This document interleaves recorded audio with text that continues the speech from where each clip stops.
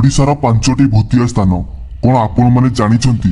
ओडिशार किछि एपरि स्थान अछि जेउटाकू जिबा पई लोक माने भय करिथांती एवं जदि भी केही जाए तेबे ताहा सह किछि भी होई पारे। भिडियोटी आरंभ करबा पूर्वरु भिडियो गोटे लाइक कर दियंतु एवं जदि आपणको एरिया रे भी किछि एपरि भूतिया स्थान रहिछि तेबे गोटे कमेंट करि जणांतु। Number 1 Mangalajodi tree. Mangalajodi tree ओडिशार गोटे सांघातिक भूतिया स्थान अटे।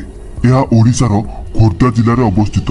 सेठाकार लोक मानकर कथा अनुसार सेही गछरे गोटे झीलटीए बास करिथाए एवं से झीलटी प्रति वर्ष दशहरा यात्रा पूर्वरु 21 जन को मारी दिए। लोक माने मध्य सेठारे किछि सेहीपरि आत्मा मानकर कार्यकलाप को अनुभव करिसेंती। तेणु सूर्यास्त पर सेठाकू जीवा पई बारण करा जाए। Number 2 ridge haunted house. Ridge haunted house ओडिशार राजधानी भुवनेश्वर रे अवस्थित।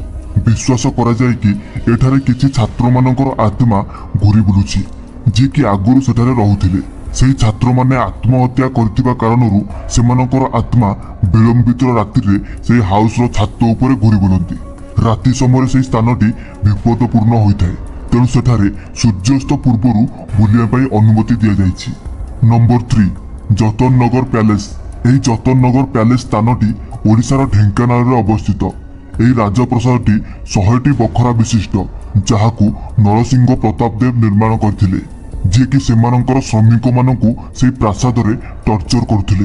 एहा कुआ जाय कि सेही प्रासाद निर्माण समय अनेक श्रमिकंकर मृत्यु होइथिला एवं सेमानकर आत्मा राजप्रसादर कांतरे बास करंती।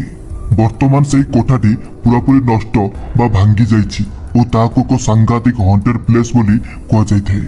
जदि भी आपनको यार पार्ट 2 दरकार गोटे कमेंट करी मतामत दियंतु। ता सहित चैनल को जदि सब्सक्राइब करनांती तो सब्सक्राइब भी कर दियंतु।